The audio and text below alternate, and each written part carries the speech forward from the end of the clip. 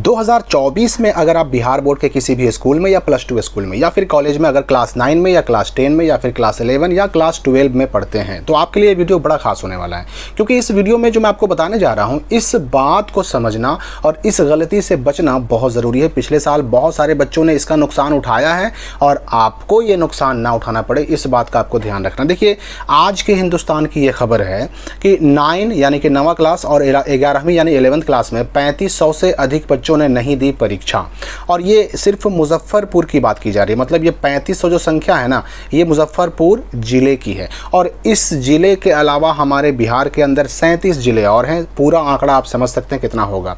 मैं आपको बता दूं कि ये जो मासिक परीक्षा चल रही है, अभी जो 9 का रूटीन आ चुका है, 10th का रूटीन आ चुका है, 12 का रूटीन आ चुका है। रूटीन को मैंने डाउनलोड करने का लिंक वगैरह इस वीडियो के डिस्क्रिप्शन में दे भी दिया है, कमेंट में दे भी दिया है। तो उस रूटीन के हिसाब से 12 का एग्ज़ाम तो हो रहा है और 9 तथा 10 क्लास का जो एग्ज़ाम है वो 27 मई से होने जा रहा है। पिछले साल ये कहा गया था कि मासिक परीक्षा जो मंथली एग्ज़ाम हो रहे हैं उसमें शामिल होना बच्चों का बहुत ज़रूरी है। अगर शामिल नहीं होते हैं तो उनको ना सिर्फ उनका नाम काटा जाए बल्कि उनका रजिस्ट्रेशन भी रद्द करने की बात कही गई थी। और ये पिछले साल 9th और 11th का ही रिपोर्ट है, मतलब जो बच्चे इस साल 10th क्लास में पहुँचे हैं या फिर जो बच्चे इस साल 12 क्लास में पहुँचे हैं उनकी बात की जा रही है। ये 9 क्लास मतलब पिछले साल 9 क्लास, 11 क्लास मतलब पिछले साल 11 क्लास, और इस साल 9th वाले चले आए 10th में और 11 वाले चले आए 12 में चले आए हैं। देखिए, मामला क्या है? मामला ये है कि 9वीं में 2000 से अधिक और 11वीं में 1500 से अधिक बच्चों ने मासिक परीक्षा यानी मंथली एग्जाम नहीं दिया, शामिल नहीं हुए। ऐसे बच्चों का बिहार स्कूल एग्जामिनेशन बोर्ड ने स्कूल वार किस किस स्कूल के कितने बच्चे हैं उनका लिस्ट मांगा था, सूची मांगी थी, और पूरी सूची पूरा लिस्ट बिहार बोर्ड को भेज दिया गया है। और इससे पहले ही बिहार बोर्ड ने सख्त निर्देश दिया था कि जो बच्चे परीक्षा में शामिल नहीं होंगे उनका 10वीं और 12वीं बोर्ड परीक्षा के लिए यानी मैट्रिक और इंटर एग्जामिनेशन के लिए रजिस्ट्रेशन नहीं कराया जाएगा। अब यहाँ पर आप सोचिएगा कि रजिस्ट्रेशन तो हमारा हो चुका है, यहाँ पर कहा जा रहा है कि रजिस्ट्रेशन नहीं कराया जाएगा। तो रजिस्ट्रेशन जिसका हो चुका है ना, उसका रजिस्ट्रेशन रद्द करने की बात भी कही गई है।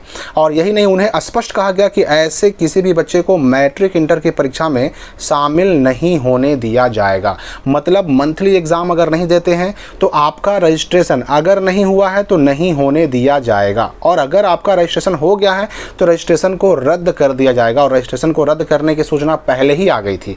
देखिए, जिले के 18,000 विद्यार्थियों का रद्द किया जाएगा पंजीयन।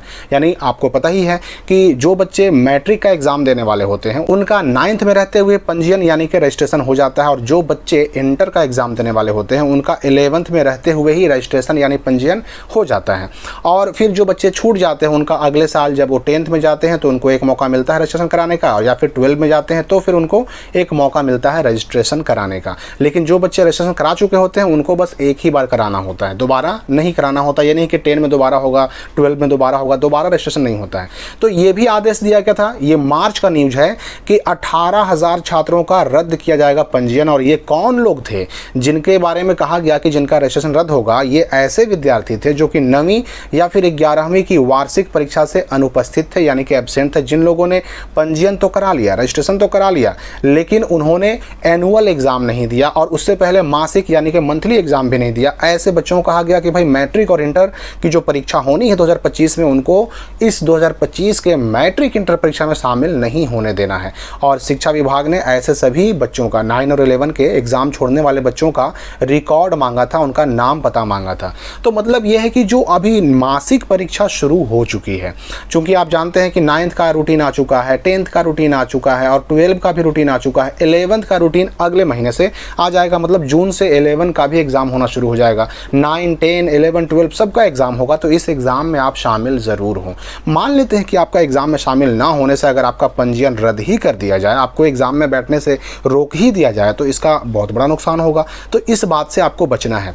यहाँ पर देखिए एक चीज़ और, एक न्यूज़ जो है पहले आया था कि मासिक परीक्षा नहीं देने पर नाम आपका काट दिया जाएगा, और इसका निर्देश भी किसने दिया था?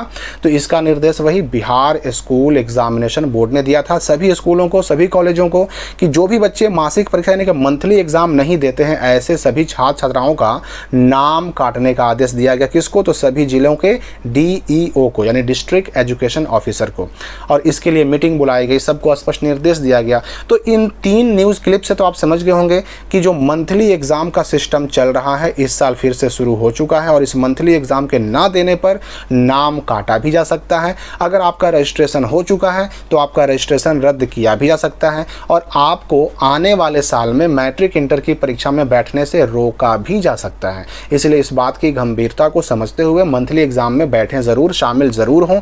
हाँ, इसमें फेल होने का टेंशन नहीं है। ऐसा नहीं कि आप बैठिएगा तो आपको फेल कर दिया जाएगा। फेल किसी को नहीं किया जाता है, फेल करने का कहीं कोई प्रावधान नहीं है। लेकिन इस एग्जाम में बैठे ज़रूर, आपका अटेंडेंस एग्जाम में ज़रूर बनना चाहिए। तो फिलहाल इस वीडियो के लिए इतना ही। 9, 10, 11, 12 के अगले अपडेट के साथ हम मिलते हैं अगली वीडियो में।